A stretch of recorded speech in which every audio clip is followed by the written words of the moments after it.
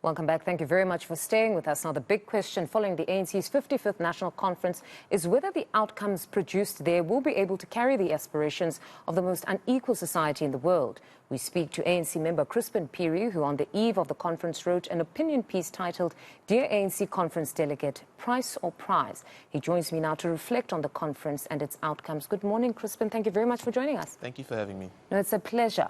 A very interesting piece that you wrote, basically imploring delegates to be men and women of principle and to rather choose the prize in this instance as opposed to the price. What do you make of the outcome now post that conference? I think from a leadership outcome thus far, having had the top 7 that we have, I think clearly the Renewal project is still on track. There's a reaffirmation of the Renewal project in the ANC, and I think that's very encouraging. In fact, that also delegates have agreed to the constitutional amendment on having a top 7 instead of a top 6 speaks to us having a completely new ANC, in that now you'd have a DSG who may have new responsibilities. I think it's envisioned that the new DSG would be looking at issues like monitoring and evaluation, as previously canvassed in other conferences. So now you have someone who's there specifically to monitor resolutions, possibly, amongst other things. So I think we're really speaking to a change in the ANC. There's some newness to the ANC from a systemic point of view and how it goes about implementing its resolutions, and we will hear soon what those resolutions are on the 5th of January. There are some concerns, I think, the fact that and a bit of turbulence at the beginning. Yeah, naturally, I think it's a contested terrain, and I think we wouldn't want to see that type of turbulence in future. There has to be a different way of managing conference so that we ensure that whatever our preferences are, we don't see that type of behavior that we saw right at the beginning. I think we should be able to contest in a dignified and really principled way. But nonetheless, I think the top 7 is quite encouraging, given what we've heard also from the rapporteurs and the chairs of the subcommittees on what the discussions were in the commissions on economic transformation, on peace and stability, on organizational renewal. It's encouraging, and we hope that really we'll see systemic changes in the ANC, but not just any type of systemic change, but radical changes, because I think the ANC does require a lot of modernization. But beyond the African National Congress, for the ordinary person, this is a governing party. For them, when you look at the top 7, they have a mammoth task ahead of them. We've got a crisis in our hands. Eskom, right now it's the festive season. We've got rolling blackouts. The economy is on its knees.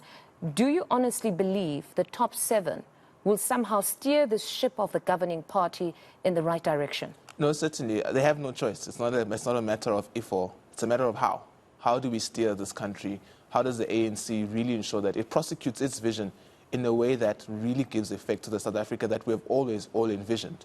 And we cannot be sidetracked by petty things, by issues that really do not take South Africa forward. We need to ensure that we're united. And this top 7 has a responsibility of also laying a foundation to completely rebuild the ANC itself, but whilst doing that, ensuring that the vision that the ANC has for South Africa is prosecuted efficiently and effectively, but also speedily. Like you say, we have an economic crisis on our hands. Our economy is growing at about 1%, but it's not enough.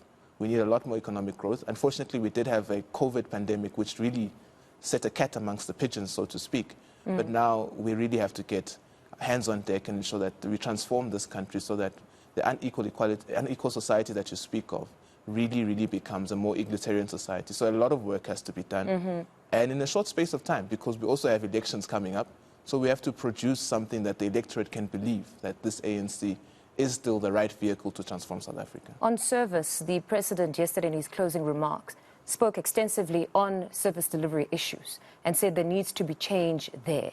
And people within local government need to be hired on merit. Do you foresee this happening? It's going to happen because we already have an act that's in place that ensures that we don't just hire anybody in local government sphere, particularly at a municipal manager level. So already there, that's a systemic change that we're looking forward to see the effects of it. So we trust that that will have a major impact in how local government functions. And we know that local government is probably one of the most important spheres of government because that's where people live, eat, breathe, and live, you know. That's where commerce happens the most. So local government really has to be strengthened. And we are on the right track, but a lot But you've got people currently in those positions right now. Would they be removed? Because even the Auditor General has consistently spoken about this problem of politicization of administrative functions in these local municipalities, which have caused the problems. Yeah, we have to ensure that the act is adhered to. Where people are not capable of, where people are there on the basis of being unqualified, that cannot continue. That has to change. And I think that has to be the approach across the board. Having a capable developmental state in every sphere of government is not something that we should be negotiating about at all. Even in the ANC itself, we should be looking forward to the type of NEC members that are nominated at an additional level. We need to see engineers in the NEC. We need to see young people qualified in the NEC.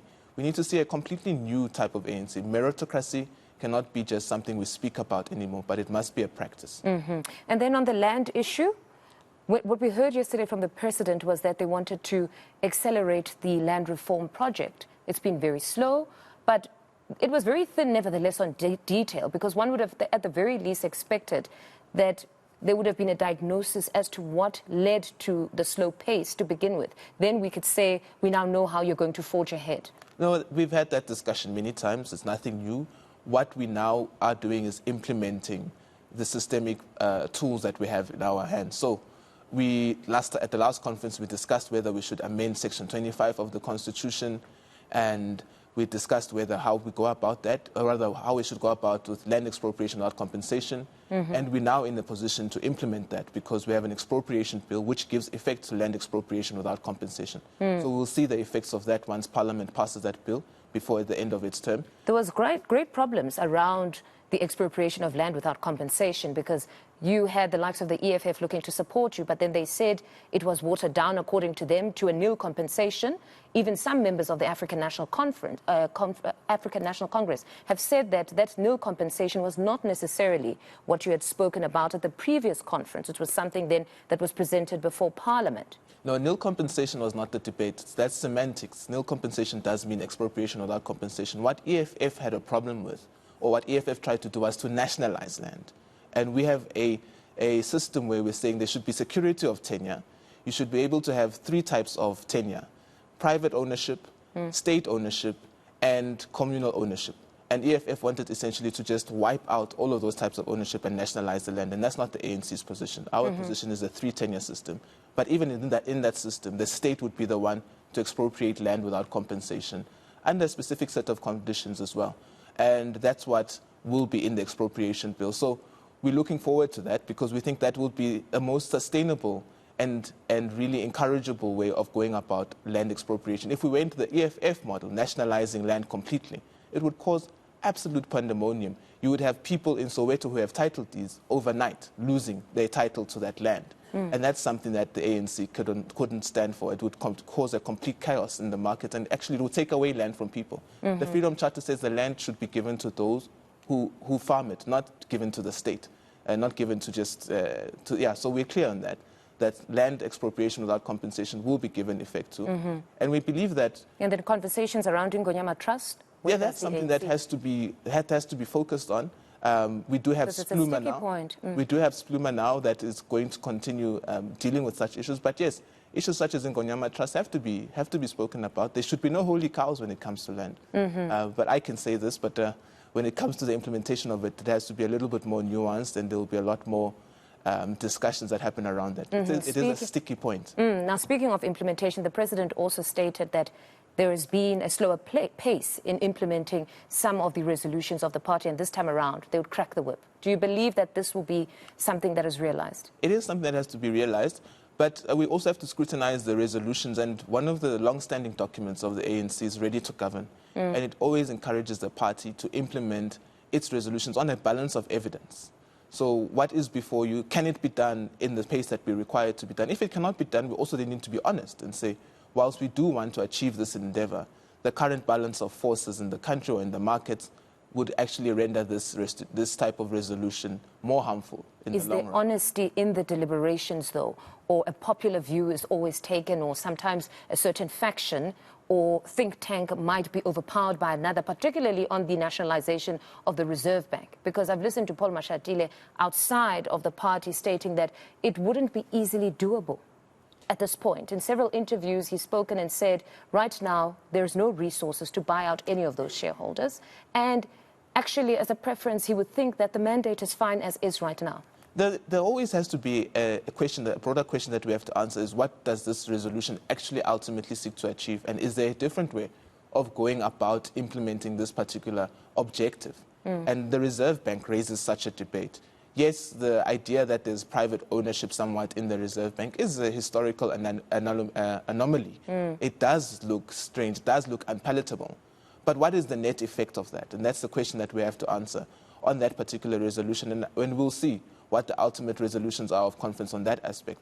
But that's one of the matters where you implement the resolution on a balance of evidence. The greater objective that we're trying to achieve is stable monetary policy, a Reserve Bank that is responsive to the needs of South Africans, and that's able to cultivate good economic outcomes. And that's something that we want. And if we're able to achieve that, then that's the bigger goal. And then on the unity of the party, post-2017, they spoke a lot about unity.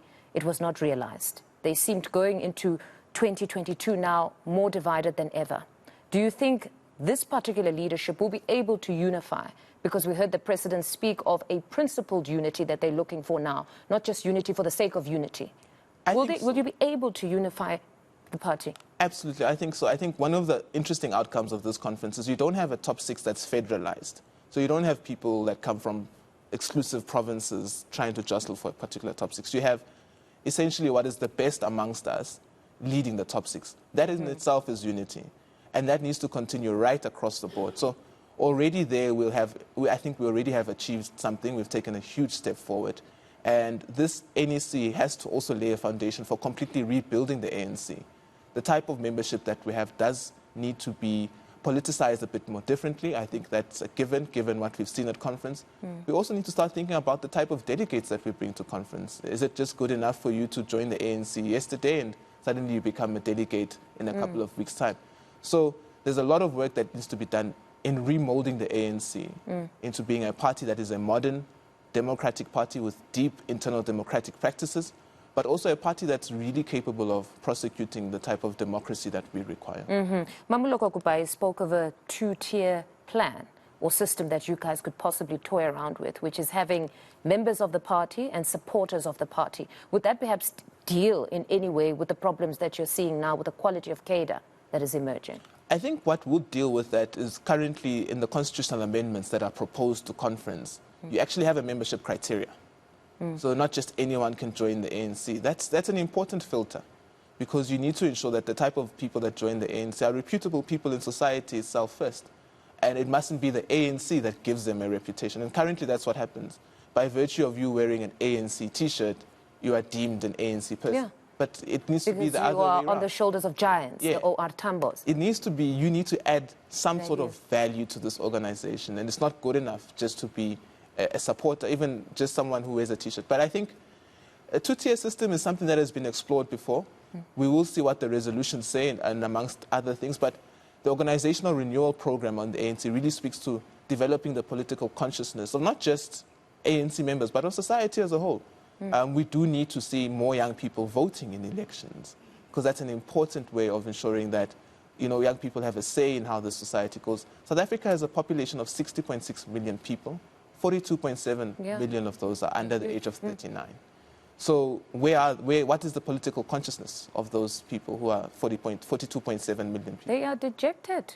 The economy is on its knees. They can hardly get jobs after getting their master's degrees.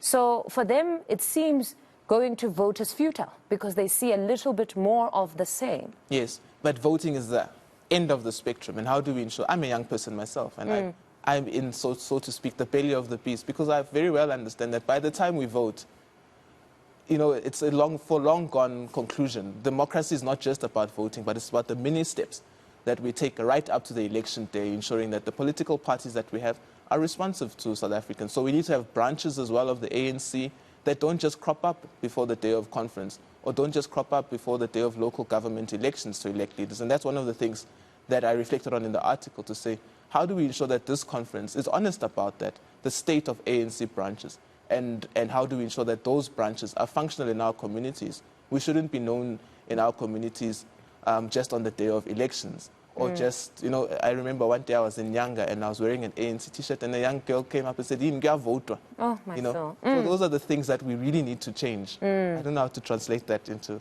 No, everybody fully understands that it must be voting day if suddenly the ANC has resurfaced. Yeah. But it's honestly very painful that they always see the ANC now as takers, that you just want our vote, but beyond that, we'll never see you again. But Chrispin, thank you very much for your insights this morning. That's ANC member Chrispin Phiri, who also speaks for the Justice Department. But today, he's in his capacity as an ANC member.